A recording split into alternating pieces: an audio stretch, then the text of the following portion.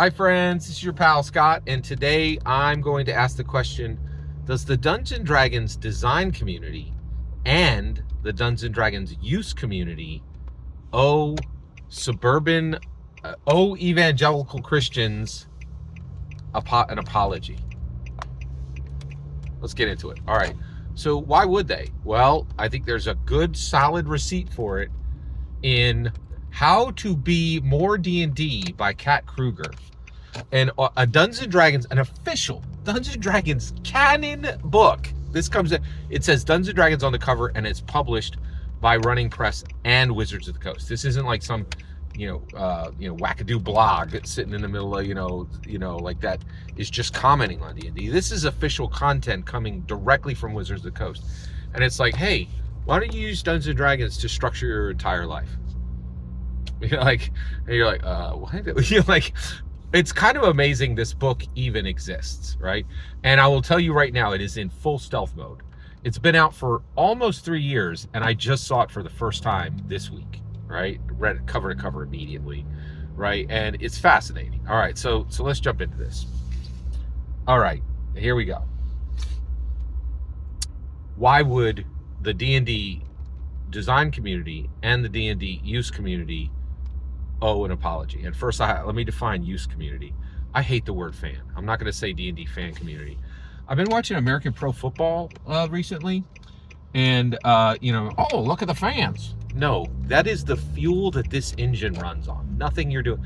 American Pro Football is a multi-billion-dollar conglomerate that is at speed, is at momentum, right?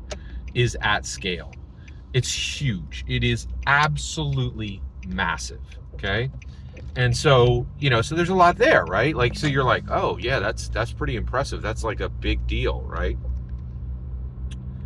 And so you throw this word, and you're like, oh, because all those players, man, they're important, and all those coaches, they're important, and all those owners, they're important, all those businessmen, they're important.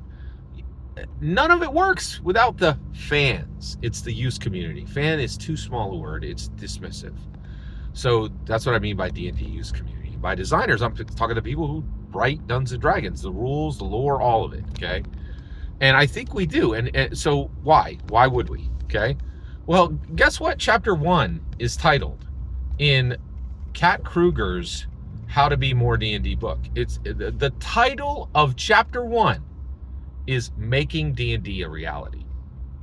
What? That's pretty astounding, right? Like, you're like, wait, what did you just say? Right, that is official Dungeons & Dragons, Wizards of the Coast content saying, hey, here's advice for making D&D a reality. Well, wait. Isn't that what everybody laughed at the evangelical Christians for in the Satanic Panic? Right, like, literally, like 10,000 moms came up and said, hey, we are worried that kids who are playing this game, right, are going to confuse reality and fantasy. And you're like, and actually, they weren't even just concerned with kids, right? They like the movie Mazes and Monsters is about people in college. It's not about high schoolers. It's about people in college, right? Like, those are adults. They're 18 plus, right? So literally, suburban moms, most of who were evangelical Christians, were coming up and saying, we're worried that people who play Dungeons & Dragons will mix fiction with fantasy with reality and not know what's real. And everybody laughed at them and said, you ridiculous, ignorant fools. Of course we know the difference. Duh. Right? Like, you guys are ridiculous fools. You ridiculous, uneducated fool. They were 100% right. They were 100% right. Kat Kruger is coming and saying, we're not making sure people don't confuse fantasy and reality. We are telling them how to build D&D into their reality. Those people were 100% right. Their concern was completely warranted, right? Like, and we look back at, oh, it's ridiculous, uneducated religious fools. Of course we know the difference between fantasy and reality. Do you? You got books coming out from the Dungeons & Dragons canon source saying, This is how you mix fantasy and reality. This is how you take fantasy and turn it into reality. If you wrote this stuff in a book, if you wrote it in Mazes and Monsters, people would laugh and say how ridiculous, and they have, right? But then you're like, wait, and this is the problem with our society, right? When our society goes full Ouroboros, right? When the script flips, we have no way to go back and go, oh my gosh, that person was right. That person was right. They were all right. They were all right.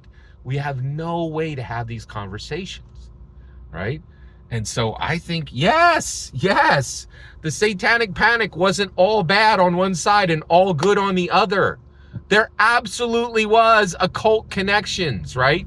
Dungeons and Dragons did not deserve to be burned book by book, okay? But the idea that Dungeons and Dragons was playing fair and was not purposely building a world where fantasy and reality would be mixed on purpose is now ludicrous. It's ludicrous.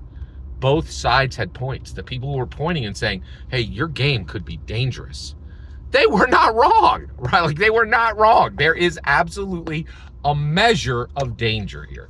And not some, like, outlandish measure of danger that can't be warranted, but every single American hobby, right? Every single American activity that gets at scale like this and has explosive growth the way D&D does, gets dangers attached to it. Pro football, pro baseball, right?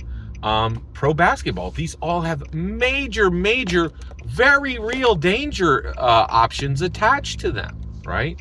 And so now I think when you have a chapter in an official book that says making fantasy making D&D a reality, you can no longer point and laugh at people in the past who said, hey, I have a real genuine concern that this is going to a point where fantasy and reality will not be able to be told from one from the other.